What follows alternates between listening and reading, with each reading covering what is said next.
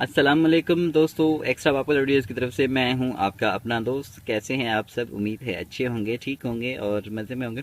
अवल जनाब, आप सब दोस्तों से जो है वो हमसे यही सवाल पूछे जाते हैं कि यार जो है वो ये हम क्लच और ब्रेक और एक्सीलेटर को जो है वो हम किस तरह से यूज़ करें।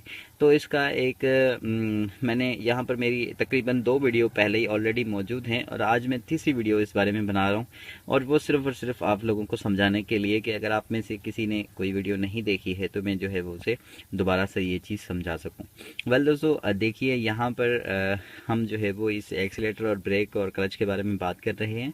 लेकिन उससे पहले अगर आपने अभी तक हमारे चैनल को सब्सक्राइब नहीं किया है तो आप हमारे चैनल को सब्सक्राइब कर दीजिए और थोड़ा सा इंतज़ार कीजिए, हम अभी वापस आए।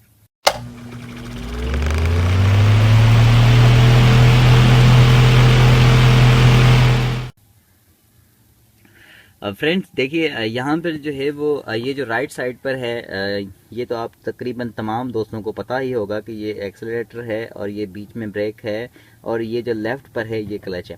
तो यहाँ जो है वो ऐसी कोई कंफ्यूजन वाली बात नहीं है। जो कि पहले से गाड़ी चलाते हैं, जो ड्राइवर हैं पहले से ऑलरेडी पक्के पक्के ड्राइवर, जो कि हमारे दोस्त हैं, जो कि एक जीनियस ड्राइवर होते हैं, तो उनके लिए तो ये कोई इशू नहीं है। लेकिन जो दोस्त अभी न्यू न्यू ड्राइवर्स बने हैं, जो अभी न्यू ड्राइवर सीख रहे हैं, तो उनको हम बताना चाहते हैं कि आपने जो है वो इनका इस्तेमाल किस तरह से करना है। देखिए, पहले तो हम आपको सिर्फ ये चीज़ें समझा दें कि अगर आपको ये याद नहीं रहता कि ब्रेक कौन सा है, क्लच कौन सा है और एक्सीलेटर कौन सा है, तो हम आपको बता दें कि आपको एक सीक्वेंस है, ए बी और ये सी। ये ए, ये बी, ये सी, मतलब ए से एक्सेलरेटर, बी से ब्रेक, सी से क्लच। तो ये एक मतलब बहुत ही सिंपल सा एक तरीका है, आप इसे इस तरह से भी याद कर सकते हैं। हाँ, और इसका इस्तेमाल आपने किस तरह से करना है वो हम आपको बताते हैं।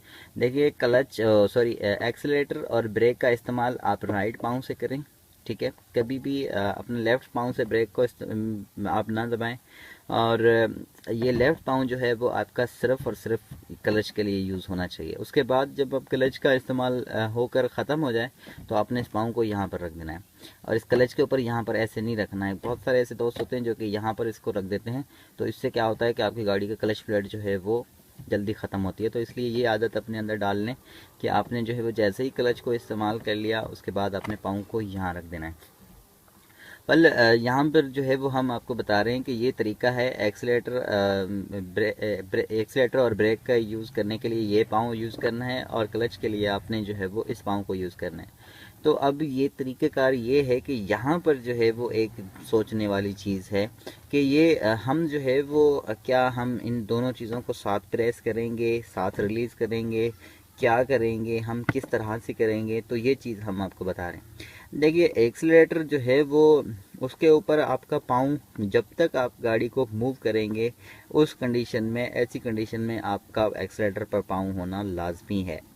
सिर्फ उस वक्त आप एक्सीलेटर से पाँव उठा सकते हैं जिस वक्त कि आप या तो गाड़ी का गियर चेंज कर रहे हो या तो आप गाड़ी की स्पीड कम कर रहे हो, ब्रेक लगा रहे हो।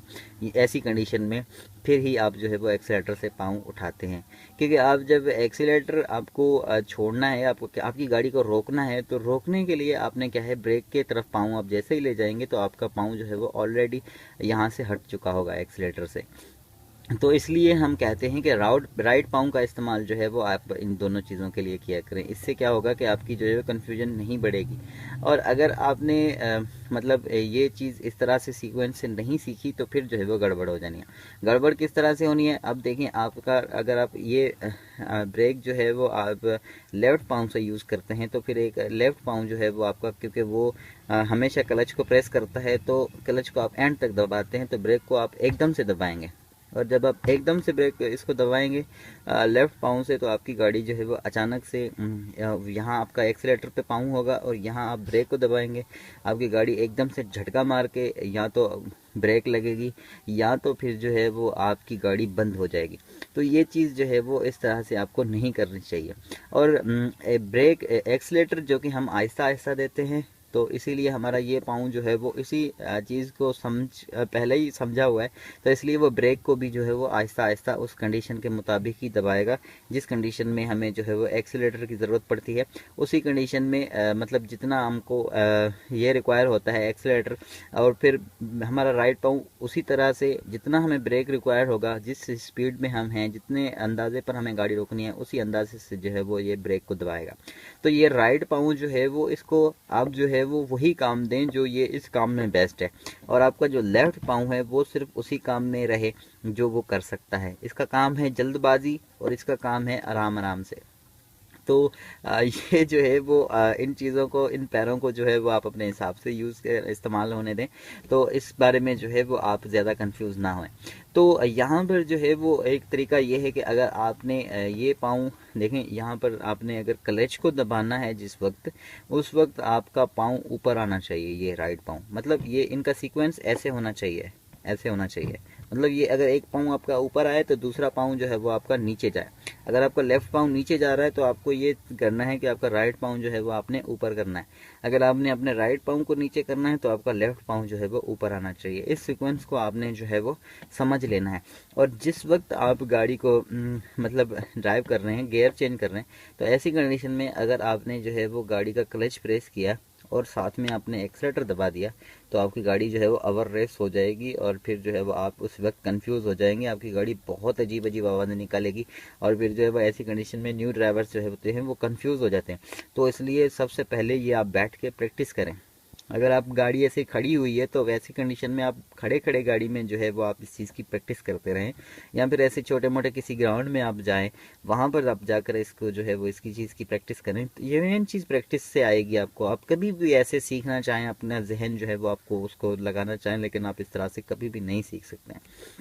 तो जितनी आप प्रैक्टिस करेंगे उस हिसाब से उतनी आपको ज़्यादा जो है वो इसकी समझ आएगी। तो इसलिए वो कहते हैं ना, प्रैक्टिस मेक मैन परफेक्ट। तो यही आपको प्रैक्टिस ही सब कुछ बनाएगी। अब यहाँ पर जो है वो हमने क्या करना है जनाब, हमारी गाड़ी फॉर एग्ज़ाम्पल, अगर हमारी गाड़ी जो है वो एक तरह से 5th गियर में जा रहे हैं हम, और हमारा ये पाँव यहाँ पर है और ये पाँव हमने जो है एक्सीलेटर को ऐसे ही दबाया हुआ है, और हम इस तरह से गाड़ी चला के जा रहे हैं, अचानक से कोई चीज़ हमारे सामने आती है, तो हमने क्या करना होगा, गाड़ी को जाहिर है ब्रेक देना होगा। और जब हम गाड़ी को ब्रेक देंगे तो ब्रेक में जो है वो हमने क्या करना होगा, इस पाँव को हमने ऊपर उठा के यहाँ पर ले जाना है। तो हम जैसे ही ये पाँव ये यूज़ करेंगे, ये पाँव हमारा यहीं पड़ा होगा, और ये गियर क्लच जो है वो हमने, आप भले इस पाँव को उठाकर क्लच के ऊपर आए, लेकिन क्लच को आपने दबाना नहीं है, क्योंकि दबाएंगे क्लच तो आपके ब्रेक में जो है वो मज़ा नहीं रहेगा जो बिना क्लच दबाए आप ब्रेक लगाएंगे, उसमें मज़ा आएगा। तो इसलिए जो है वो आप सिर्फ और सिर्फ जो है वो तभी क्लच दबाएं जब आपकी गाड़ी जो है वो स्लो स्पीड में आ जाए, मतलब आप जब स्लो हो जाएं उसके बाद आपने जो है वो क्लच को दबाना है, उसके बाद जो है वो आपने ब्रेक को उस हिसाब से ही दबाना है, क्योंकि ब्रेक तो आपका ऑलरेडी दबा हुआ है। तो आपने जैसे ही क्लच को दबाया, फिर जो है वो आप अपनी गाड़ी को फ्री भी कर सकते हैं, गियर भी चेंज कर सकते हैं, और कुछ भी करके फिर आपने जो है वो क्या करना है, आपने जैसे ही गियर चेंज कर लिया, उसके बाद आपका ये पाँव एक्सीलेटर पे आ गया, और ये आपने जो है यहाँ से ये क्लच को आपने ऐसे रिलीज़ कर दिया।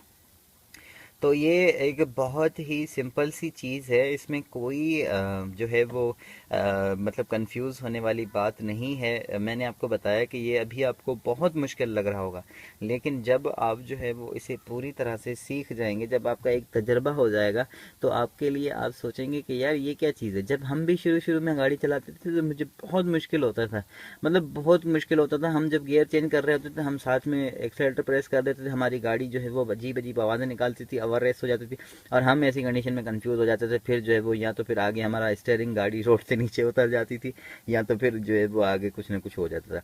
लेकिन हमने जो है वो कभी इस तरह से हिम्मत नहीं हारी, और हम सीखते रहे, हमारा शौक था, तो हम जो है वो कभी भी इस तरह से जो है वो घबराए नहीं। तो आपने भी घबराना नहीं है, क्या होगा यार, गाड़ी थोड़ा सा लग ही जाएगी। कोशिश किया करें कि आप बाहर किसी ग्राउंड में जाकर गाड़ी चलाएं, तो आपको जो है वो मसला नहीं होगा। वेल फ्रेंड्स, ये कुछ बातें थी जो कि एक्सीलेटर, ब्रेक और क्लच के हवाले से हमने आपको बताई हैं। तो हम उम्मीद करते हैं कि ये सारी चीज़ें आपको समझ में आ गई होंगी कि पाँव का इस्तेमाल आपने किस तरह से करना है, और कौन से पाँव का इस्तेमाल जो है वो किस तरह से करना है। तो यकीनन आप इस चीज़ को समझ गए होंगे। अगर इस हवाले से कोई और बात या कोई और सवाल आपके दिल में है तो आप मुझसे पूछ सकते हैं।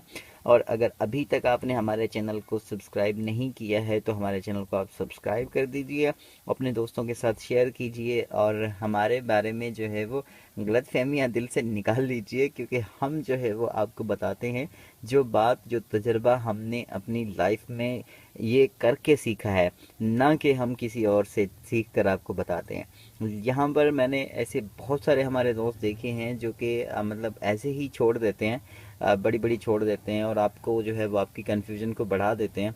तो इसलिए जो है वो मैं आपको यही कहना चाहूँगा कि आप जो है वो किसी कन्फ्यूजन में ना पड़ें।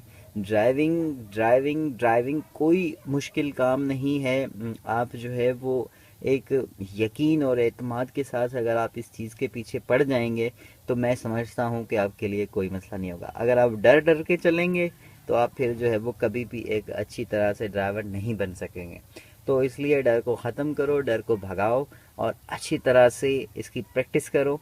आपको गाड़ी मिलती है, आपकी अपनी गाड़ी है, तो आप उस गाड़ी पर जो है वो चलाओ और उसे जो है वो आप अच्छी तरह से जो है वो समझो पहले, फिर जो है वो आप किसी रोड के ऊपर उसको चलाओ। मैं यकीन के साथ कह सकता हूँ कि आप जो है वो एक बेस्ट ड्राइवर बनेंगे।